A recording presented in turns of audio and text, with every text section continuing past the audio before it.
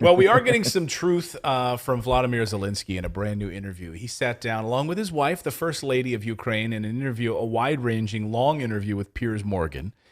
And it was, I mean, talk about, I don't think I've ever seen this level of propaganda before in my lifetime. And I don't think we've ever seen this level of propaganda in a war before. I mean, certainly with the amount of social media and online media and so forth, it's been out of control. So a day before Vladimir Zelensky does a Vogue shoot with his wife, they go and they do that whole Vogue, Yes. ridiculous photo shoot. It got a lot of attention, though. Yeah, a lot of negative attention. Like what?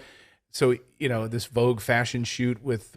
So we're supposed to send more money. Is that the idea? Like Vogue is there. They're setting up lights. They're going to I'm waiting for them to go to Ethiopia next. Oh yeah, Vogue. And then Yemen. Right, let's do it. And see how beautiful those presidents are in the midst of war. When are they going to do, it's amazing actually. Vogue did a whole shoot with the first lady of Syria, Assad. I think, I don't know, it was like 9 years ago. Mm-hmm. And then they pulled it down off their website. Because Western media didn't like them actually talking with them. And so they actually removed the interview. Okay, so but this that's one Vogue. is sanctioned by Western media then. So anyway, Piers Morgan sat down with Zelensky in a wide-ranging interview. But I think one of the moments that stood out to me the most is something that really hasn't, I don't think, got a lot of attention. Certainly hasn't got a lot of attention on CNN or MSNBC or the mainstream media. But one of the things that Zelensky talked about was that Americans must sacrifice more for Ukraine.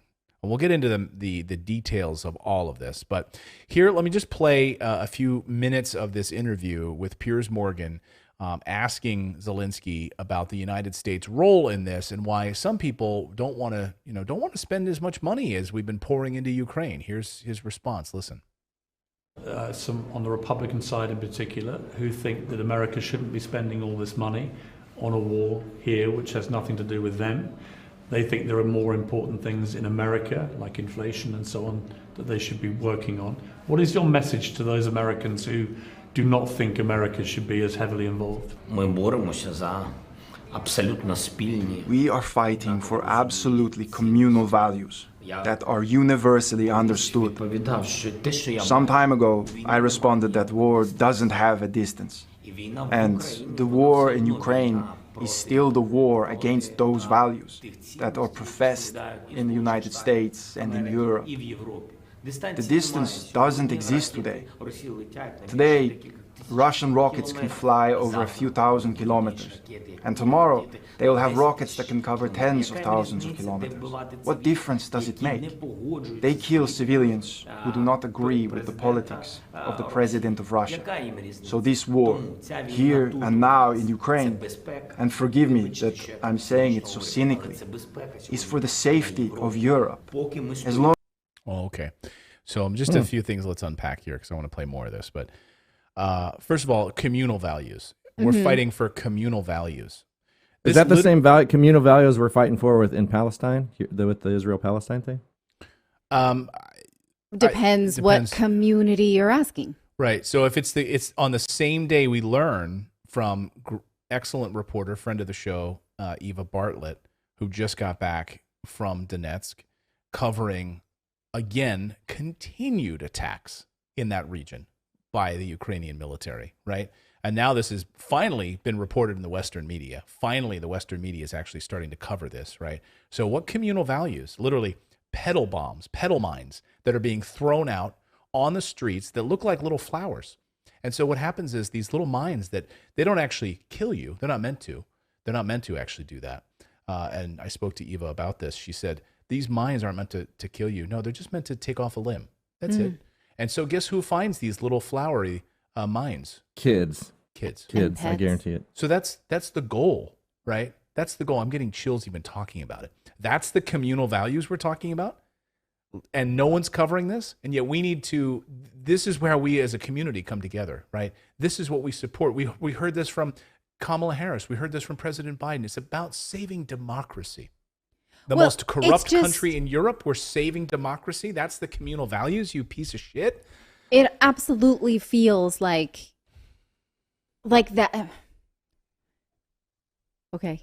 What? No, I'm just furious about it. I mean, and to see the photos, like, just read Eva's coverage of it. We can't even show it here because. But I think that what he's horrible. referring to is the communal values is just anti-Russia, anti-hegemony from this world power, right? That is sort of what he's trying to remind us of, even though that narrative has begun to really fall flat. When you look at past actions of Ukraine as recently as just 1 year ago, ordering attacks on Crimea, right? The corruption inside the Ukrainian government and absolutely attacks within the Ukrainian army on native Russians, and the fact that many people do support this conflict who live in this region and do support Russia's invasion of this area, Russia's presence there. I don't like the way that the media just, calls this Putin's unprovoked war, just out of, like as an aside all of the time. But that's not to say that we all believe this, right? So he's appealing to our need to protect sovereign nations, I think is what he's saying here. Okay. So he goes on to talk more about why we need to spend so much more money and why Americans need to suffer and sacrifice domestically, because nothing that you are going through in America right now, frankly, Europe too, I mean, had the amount of money, it doesn't really matter just, American century. But what you guys are sacrificing right now is nothing compared to what we need. Listen. We are resisting. The integrity of the United States will continue. Therefore, we are giving our lives for your values and the joint security of the world. Therefore, inflation is nothing. COVID is nothing. Ask those people who lost their children, their peace, their property at the beginning of the full-scale Russian invasion. Who is thinking about masks and COVID? Who is thinking about inflation? These things are secondary. The most important thing is to survive and preserve your life, family, and your country. Therefore, at the moment we are doing this job, but the West has to help us. Yeah, the West has to help us. Here's an idea how the West could help. Negotiate peace. Yes. Force you to the table. And by the way, instead of having Boris Johnson fly in and talk you out of doing such a thing. How do you protect people? You don't, war doesn't get you there, by the way. I mean, but I want to remind all of us that supporting the conflict raging on means you support people will continue to die, and you don't, with this dream, right, that Ukraine will regain its sovereignty, which will not happen. It just does not seem like reality that's possible at this point. So supporting this means that you're okay with this conflict, which will continue to kill young men, mostly, actually not even young anymore, on both sides. Yeah. Well, and also it's frustrating because Putin said for 8 years what would keep peace, and we ignored it and we did it anyway. And in my opinion, his requests weren't out of line. They were not out of line. No, one of the requests was, hey, why don't you stop shelling people in eastern Ukraine and killing them? Like, there's been a genocide that's been unfolding there for 8 years that the mainstream media was covering in part. And then they conveniently stopped covering it in February, right? So this was one of the requests. Why don't you stand by the Minsk agreements that you all put in place in 2014? Why don't you stand by them and support them instead of ignoring them and continuing to shell eastern Ukraine? How about that? I see what he's saying here, that, when people are dying and you're losing your family and your home and your country, although the New York Times reports just as recently as last week that, like, club life is back in Kiev. There is a semblance of normal life that has started. Like, Uber drivers are delivering again. That kind of thing. Yeah, nightlife is back. Nightlife is back in Kiev. We covered that in the newsletter. That's thanks to Russia. That is thanks to Russia. Well, but I think what he's trying to say is, look, when, you're losing family members and your life's being destroyed, you don't care about, oh, it cost me a little more to buy gas, or, oh, I wish I hadn't have to do COVID lockdowns or what have you. Like, he's appealing to your nature to think about what is the most important thing in your life is your family and not these other things, which I understand. It just comes off as tone deaf, especially because you can't win that game of who is the biggest sufferer in the world, right? What he's winning is not the biggest sufferer, but the best public relations president gaining support for his war. When like, if this is really the game we're playing, who's suffering the most? You're not gonna, Ukraine doesn't win the Oscar. There are other countries suffering more. He says, as the president of a country that's in a war, I can tell you that the help would not be sufficient until the war is over. He said, until we win, Zelensky responded when he asked. When Piers Morgan said, is there more that America can be doing right now?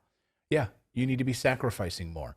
So let's look at how America has been sacrificing. Let's put this up here on the screen. Let's just look at the ways that Americans have been sacrificing. Here's energy, for instance. Here's just here's our healthcare costs. Let's start with healthcare, I guess. About 3 million Americans are about to lose their healthcare. Yeah, look at that. The rising cost of healthcare that's 2020 on the bottom of your screen there, the far right column there. That's 2020, skyrocketing healthcare costs. Right? And an inability of Congress to pass any laws to mitigate healthcare costs because this story we're doing right now. United States is one of the highest costs of healthcare in the world. In 2020, the U.S. healthcare spending reached $4.1 trillion. That's about $12,500 per person. How many of you watching right now have had to declare bankruptcy or some other form of hardship because of healthcare costs in the United States? But I always want to counter this by pointing out, we just sent $70 billion to Zelensky and Ukraine, right? In a proxy war of our own making. Just because America is defending her values. Right. Our communal values. It's not this. This is not it. Health. So what is our communal value then? Is it healthcare? No. Apparently not. Or health in general. What about energy costs? Let's look at energy costs. 4 years ago, the national average price for gasoline was $2.91, right? Today, it's almost $5 a gallon and rising. We are the most mineral-rich nation on Earth, the United States, and yet we're paying almost $75 to fill up a tank of gas right now on average, assuming an average of a 15-gallon fuel truck. And many more are paying over $100 to fill up. Let me know in the chat right now, how much are you guys spending to fill up your tank of gas?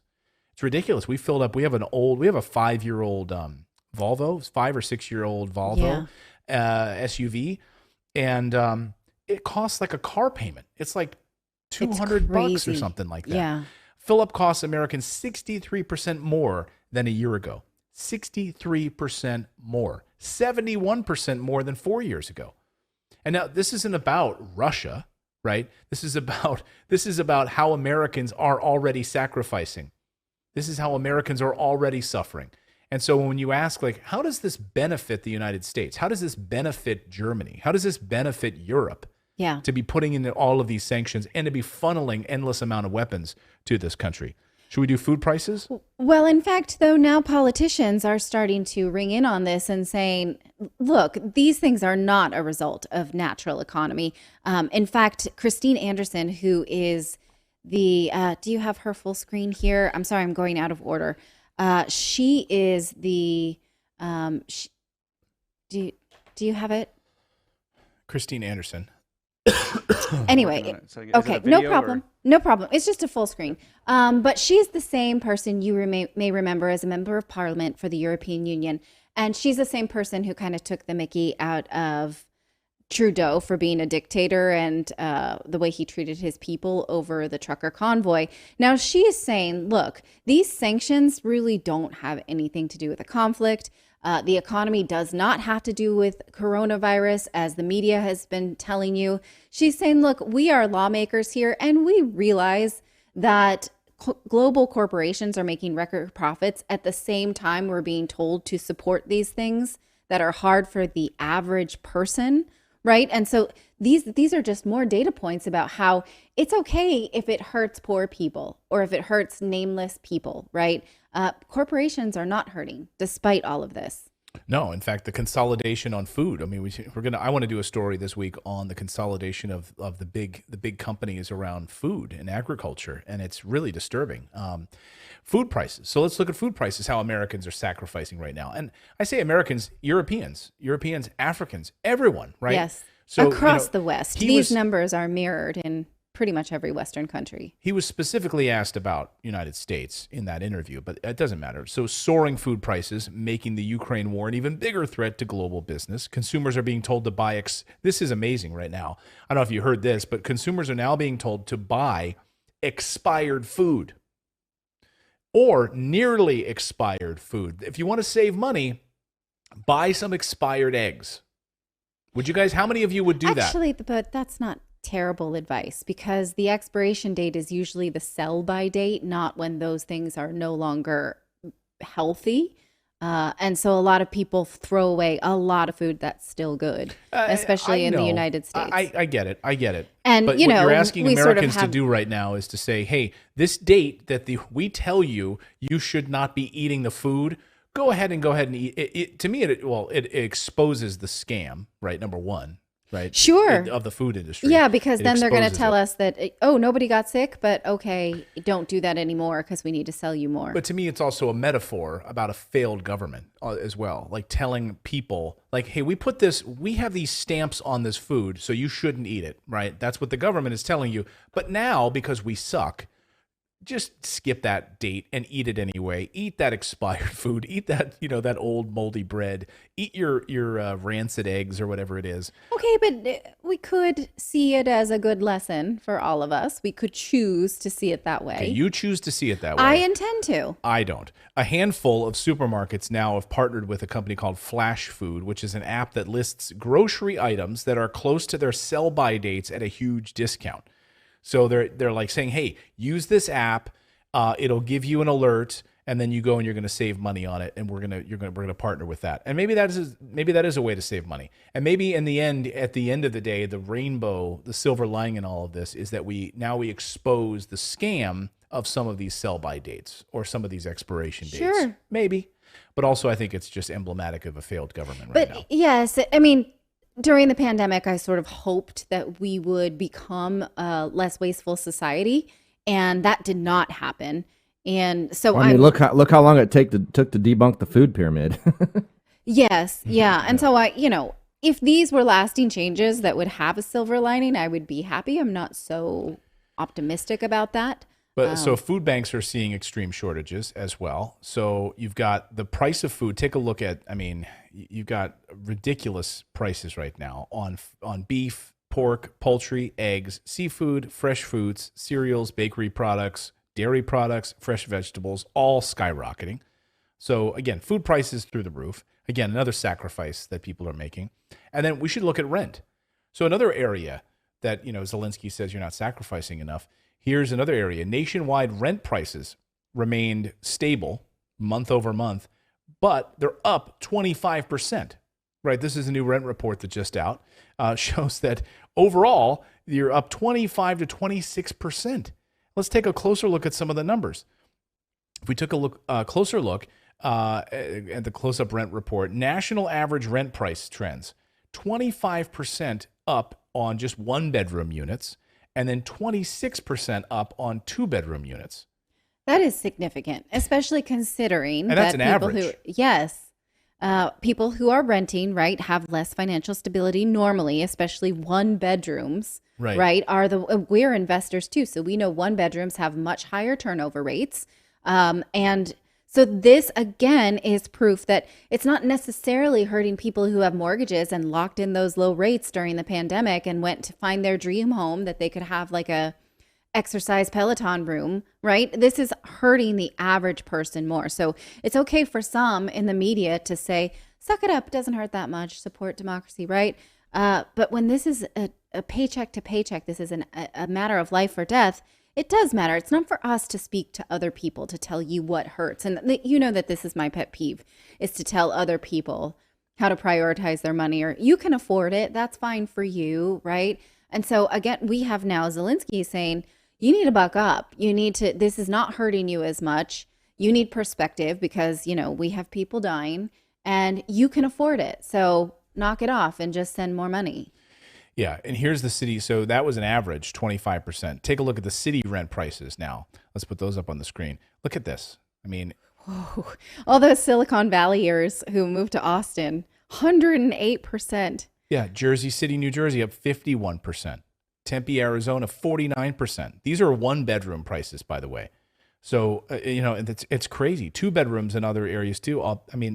Think about this. Think about your rent. I'd be curious in the chat. Let me know what part of the world you're in right now. Let us know in the comments. Are you where have you seen rent increases? And then amazingly, there's now bidding wars breaking out. Now For apartments, that's my hometown, Fremont, California, 38.2%. I mean, I remember when I, first was out of college, you can't find anything in Fremont, a one bedroom for $1,700. No way. Now, do you think that's the actual like economy doing that, or do you think that's price gouging with like BlackRock? How they're buying up all these places. Like, what percentage of those higher rents are owned by these investors that went in and bought all this property? I don't know the percentage. I mean, the problem is that there was a dearth of rental properties available for BlackRock to go in and buy, and these hedge funds to go in and buy. They just don't have enough of them. So what have they been doing? They've been building their own developments. So they, But do you think that that's why the price is increasing, or do you think it's actually the economy? Like it's the way that the economy has been running that's doing it? Both. Supply and demand. I think it's absolutely both. Supply and demand. Number one, we don't have enough houses. We have a housing crisis in the United States. We need over 20 million units, and we don't. Why do you think the builders were labeled as during the COVID lockdowns? They were deemed, what was the name of it? Essential workers to continue building. They just don't have enough of them. So yes, there's some of that where these hedge funds have bought up these properties and driven rents up. It's also just it's absolute demand for this. We just don't have enough units, and there's not enough supply, and that's simply the economics of it too. But if you look at maybe a depressed economic town, like one factory town somewhere in Ohio, right? You're not going to see these big percentages in rent.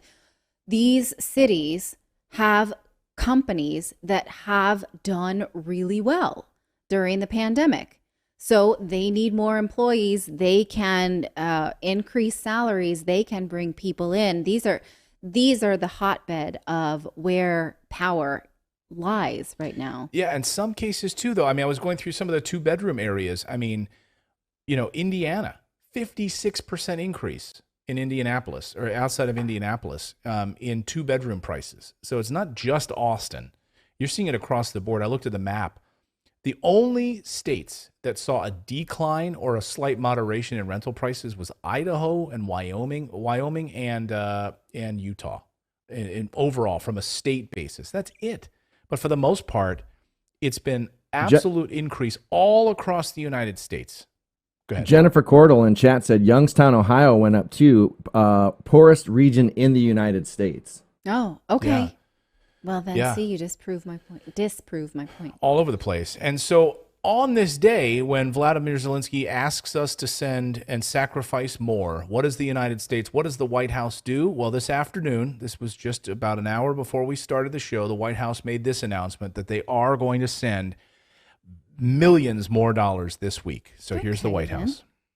Also on Ukraine today, National Security Advisor Jake Sullivan, the Secretary of State Tony Blinken, and the Chairman of the Joint Chiefs of Staff, General Mark Milley, spoke together with their Ukrainian counterparts about the enduring U.S. support to Ukraine as the Ukrainian people continue to stand up to Russian aggression, and to inform them about a new $550 million security assistance package that the Biden administration will authorize today. This follows Secretary Austin's call with his Ukrainian counterpart on Friday, where he previewed that package. Today's announcement is going to include more ammunition for the High Mobility Advanced Rocket Systems, otherwise known as HIMARS. I know you all are familiar with that, as well as ammunition for the 155 millimeter artillery systems, which have already been supplied to. Yeah. You guys are all familiar with those, right? Because those are the ones that you guys that they just used to bomb a prison. So you guys are familiar with those, right? You know those babies. You know those names, right? 500 million. I'm here to tell you, we got a new package. We previewed that package for you last week. It's like it's like Price is Right. Price is Right, but because it's just millions instead of billions. There's no, congressional declaration of war. There's no need for bipartisan support. We just do it, right? Yeah. So is this over and above though? Oh yeah, this is in addition to the five. No, I mean over the $5 billion. Didn't we just say we would send $5 to $9 billion a month? Like, didn't we just commit to that? And this is over and above that. These are just supplemental. These are just add-on supplementals. And by the way, if you want to go and look at these, you can every day. The Department of Defense. And it's really disturbing if you go and look at these on their website. They publish these around 5 p.m. every day. Who's getting money? they show the contracts and the money that goes out every day at 5 p.m. and you can read through them, and it just reads every day. It's like Boeing, all of these defense contractors that get their money and these supplemental bills. They just pan them out, and they don't even have to run it through Congress. They just have absolute carte blanche to do whatever the hell they want. It feels very confusing why we even get asked as Americans to, support anything when what do they care what we think? They're just going to do what they want. Yeah. But print money, send it overseas. You guys need to sacrifice. And to put it in perspective, think about this. $41 billion would end homelessness. And not instantly, but would work towards ending homelessness in the United States. It would take, what is it, Finland, that does the guaranteed house for everyone? That system, I think that's Missouri that's doing that, or Mississippi, one of those states is actually doing it, and it's working, and it's cut down their costs and everything. $41 billion in the United States would work towards ending homelessness, and we sent $59 billion one time to Ukraine. Yeah, and we continue to do it. But again, Zelensky's point is it doesn't matter how much money we send, because your sacrifice, the things that you're suffering with, are not as bad as what Ukraine is dealing with. So, I know you're starving right now. You don't have food. You can't pay your rent. Your job is going up. You've lost relatives. You were locked down because of COVID. He told you that that's not important, and that pales in comparison to what they're dealing with in Ukraine right now. But that argument works for real tragedy, right? Not something that was created by politicians and man-made lines in the sand, right? Yes. So a tsunami absolutely, in Indonesia that wipes out millions of people. Yes. Then absolutely, that it puts your life in perspective. Like if you're I was God, really worried about balancing my checkbook. My cable bill is expensive this month, or something's going on with my Netflix account. I can't log into it. Yes, there was a massive tsunami then that pales in comparison. But a man-made NATO proxy war that's created by politicians to further Western hegemony is exactly not the type. Give me crocodile tears, I guess, is at the end of the day what I feel when I see that kind of stuff. Yes. Yeah. You have to be really careful when you make that argument of let me put your life in perspective for other people, right? Thomas Richardson, super chat, says Australian rural rents up 40%. 40% in Australia. So Australia, we're seeing it in the UK. We're seeing it, across Europe. We're seeing it all across the United States. But you guys need to sacrifice more. I was a couple of years ago. This was even a couple of years ago, and Portland rents have gone up even since then. But I was looking into just renting a 2-bedroom house near where my ex-wife lives, so my daughter could just go back and forth.